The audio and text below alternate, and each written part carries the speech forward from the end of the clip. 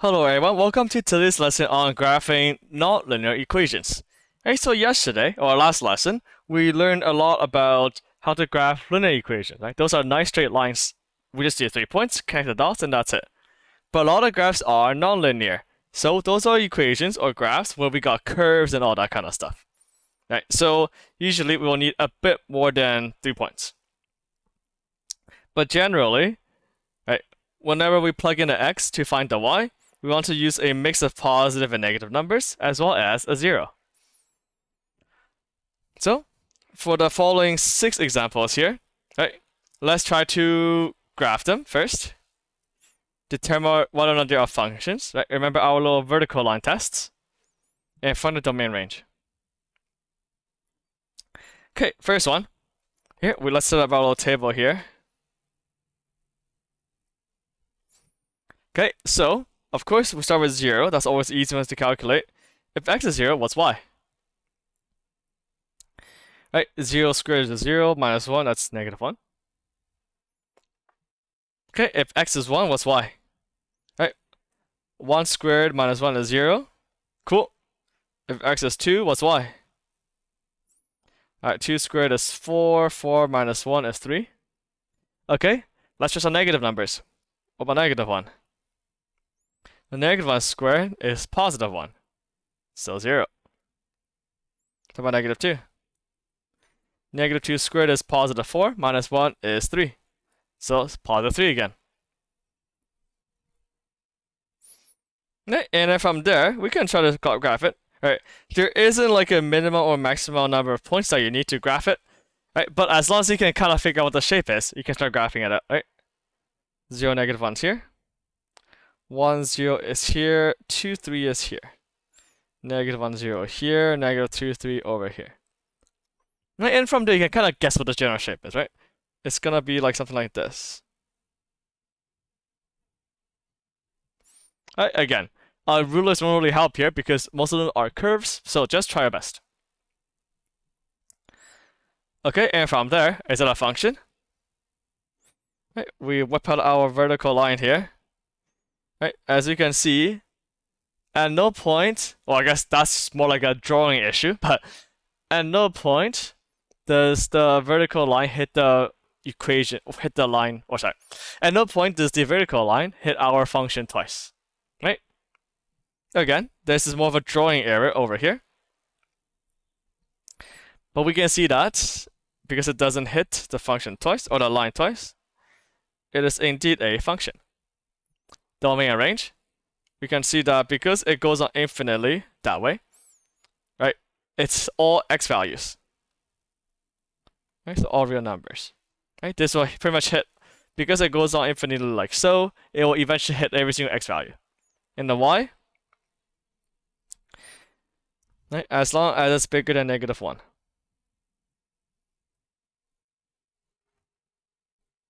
Right, we got a negative 1 here. Anything, because it goes up infinitely, we know that as long as it's bigger than negative 1, it counts as y.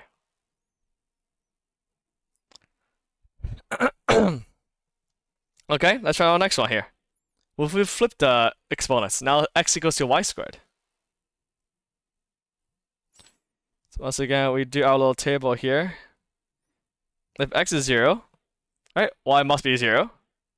Squared, right, because equals to y squared, right? And then in order to find out what y is, we just square root both sides. So y is just 0. Now, how about if x is 1? Right? If x is 1, what's y? Right, we can square root both sides to find out what y is. Right, and then what's the square root of 1? Right, of course, square root of 1 is positive 1, but also a negative 1, right? Negative 1 squared is also positive 1. So we got 2 y values. It's either 1 and negative 1. Right, next we're going to try x equals to 2. Oops. Right, but as you can see here, that means to figure out what y is, we'll have to figure out what the square root of 2 is. That's a decimal, too much work. So what we can do instead is say, oh, how about when x is 4? Because when x is 4, and then we just square root that. It's easy to calculate, right? Y is just the square root of 4, which is positive or negative 2. That's it. We can always pick values that's easy for us to calculate. Okay, let's plot them so far and see if you can figure out what shape this is.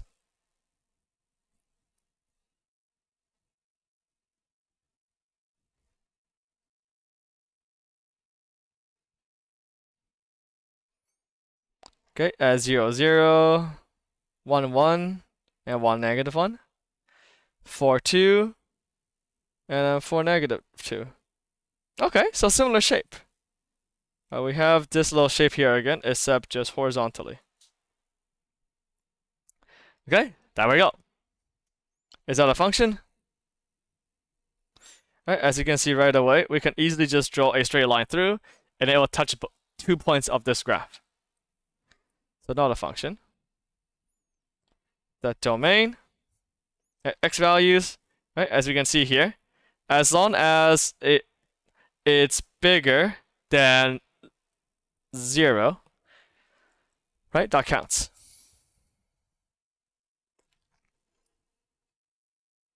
How about the y value? You can see here, those will go infinitely like this. So every single y value will eventually be included. So y is all your numbers.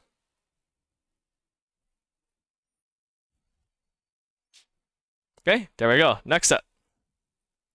Okay, so from here, we got some more shapes. Right, and those shapes, gotta be honest, are getting a little bit harder.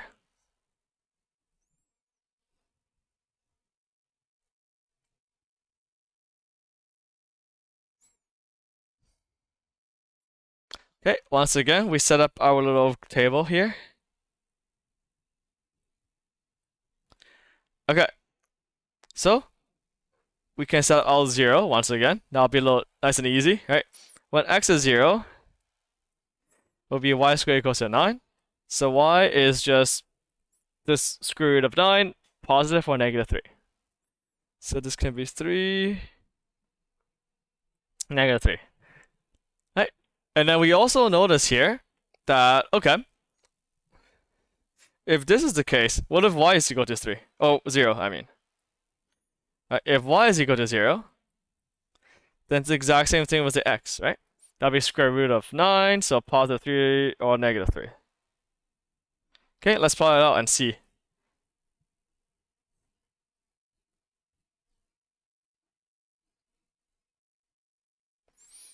So from there, it's like, okay, what is this, right? How do we connect the lines? Is it gonna be something like, I don't know, like this, or it could be like this, right? We don't know what this graph is looking like still. Okay, so if we don't know, we keep going a little bit. Unfortunately, we're out of the easier numbers, so let's just try 1 then. If x is 1, right, then that means we have y squared equals to 8. So y is the square root of 8, right? The positive or negative version of it.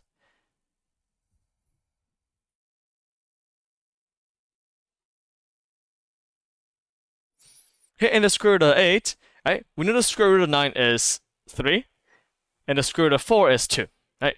If the square root of 9 is 3, the square root of 8 must be a little bit less than 3, maybe like 2.8, 2.9-ish. Let's plug that in there. 1 and 2 point something, negative 1 and 2 point something.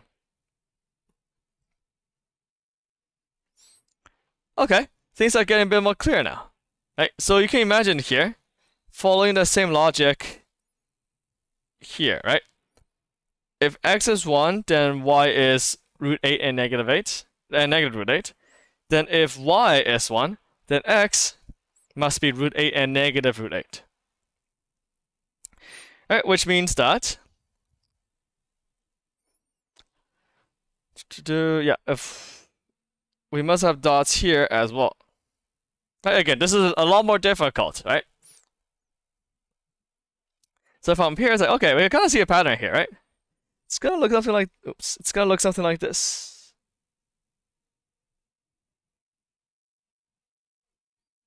Gonna carefully connect the lines here, right? Most of those non-linear equations will usually be curves. And from there, we notice here that it's actually just a circle. All right, so this right here is an equation of a circle. So is that a function? Of course, we can readily see that it's not a function. How about a domain? Right? Well, the x values are included between those 2 points, right? It's included between the 3 and the -3.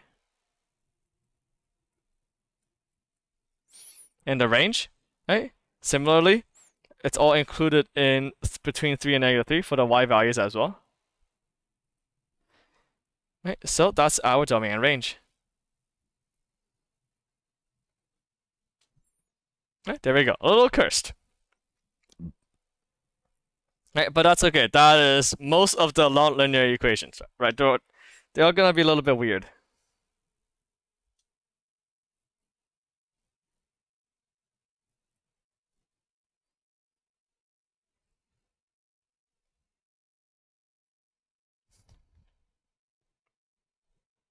Okay, next one. Let's set up our table here. Alright, so this is just kind of me giving you some examples of what do non-linear equations, what would they look like? Again, the answer is they're all gonna look pretty weird. Okay, starting off nice and easy. When x is 0, right, anything to the power of 0 is 1.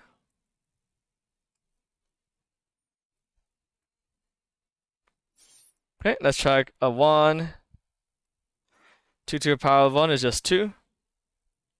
How about 2? Right, 2 to the power of 2 is 4. Okay, let's just negative numbers now. -1.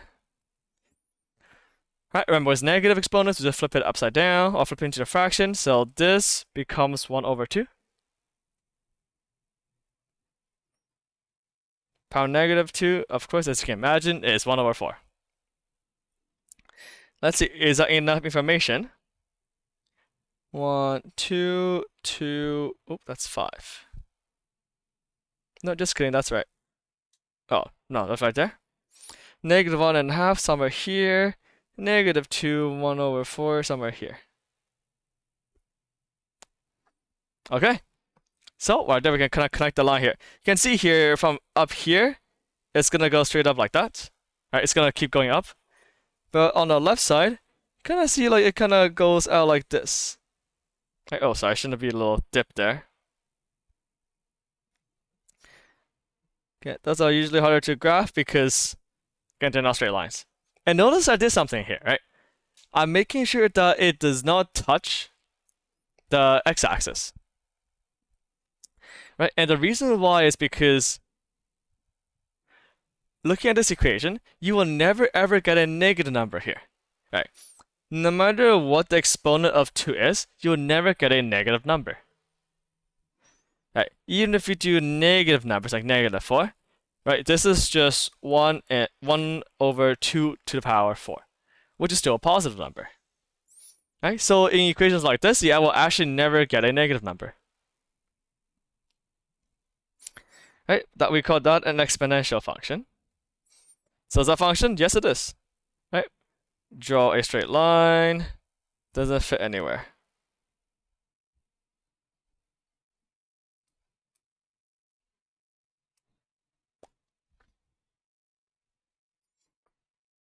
Okay, x value, of course you can see here, we'll hit all the x's, all the x numbers.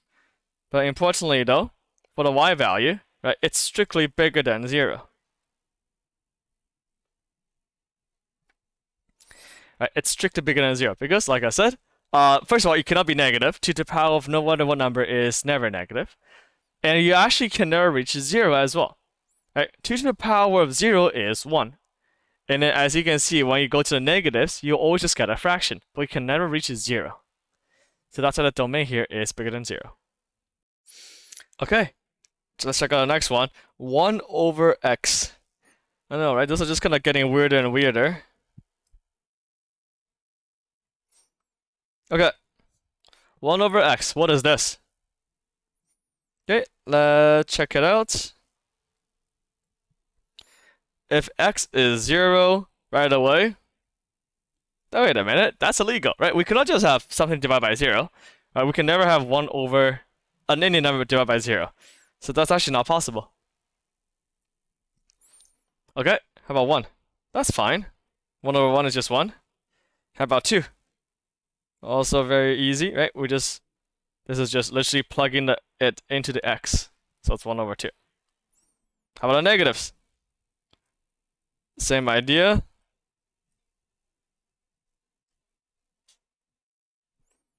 Right? Easy stuff. We just literally plug the number into the fraction.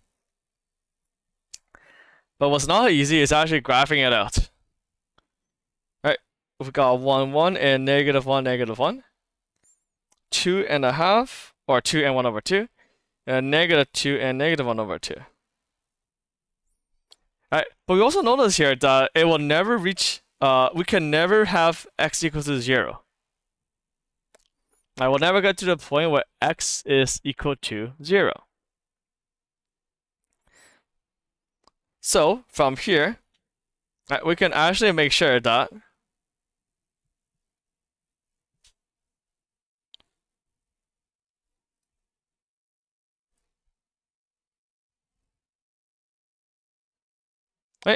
x can never reach 0. So we're just kind of hugging this line here. Can y be 0? In order for y to be 0,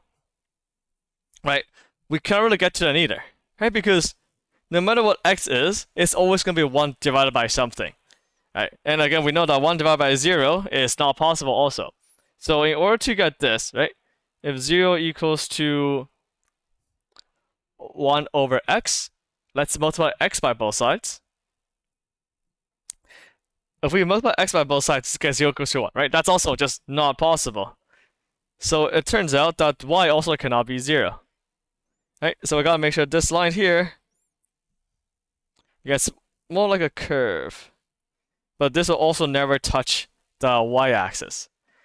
So we got two curves here that will keep going on forever, but they will never touch the x nor the y-axis. But as cursed as it looks, that's still a function, We can still draw a line somewhere and now have it touch two parts at once. Well, again, this will keep going towards the axis, but it will never touch. But will never also be completely vertically straight.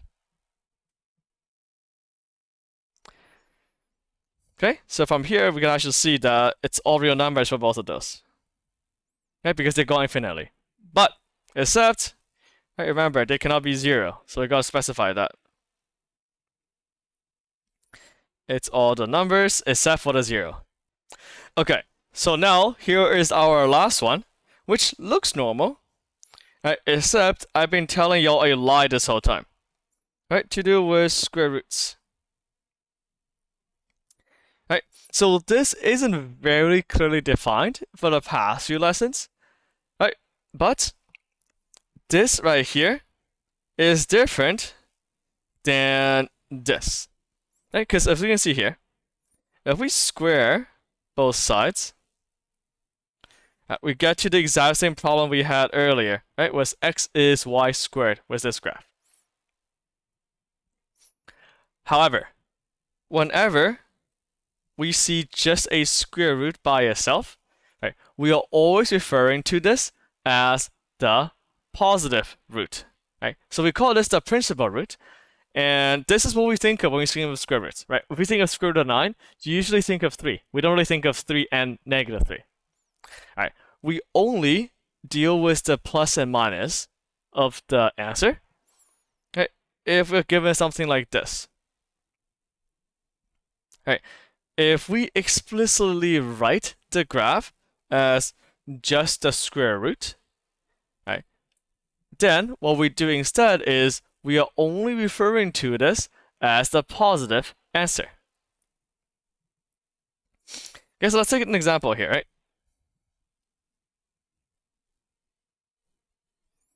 Let's go to x and y here.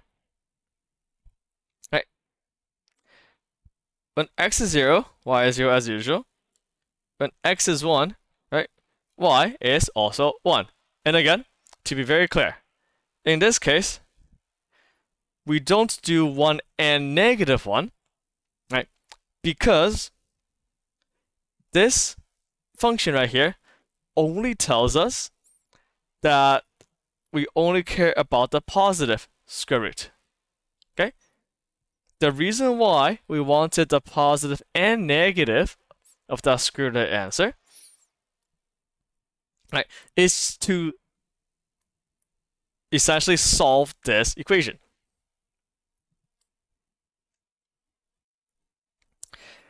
Okay, which means that right here, if x is 4, right, this is just a positive 2, and that's it. Right, so if you ever see a function with just a square root sign, then we would just take the positive root and that's it. If we see a function like this, right, where you have to go ahead and actually calculate it, say, okay, if x equals to y squared, then if x is 4, then it's like this, and then I square root both sides, right? Then you do the positive and a negative root, right? If the square root is something that you need to do to figure out a question, then we do the positive and negative. But if we just have the square root as itself as a function, then we only take the positive root. Okay, I hope that's clear enough. Okay, of course, we cannot square root negative numbers, right? If we were to plot those points, we got 0, 0, 1, 1, and then 4, 2.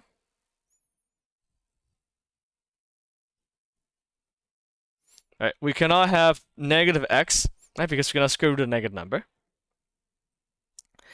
So that's our function. Once again, oh, right here, right, we see. We drop a vertical line, it will never touch the graph more than once. So that is indeed a function.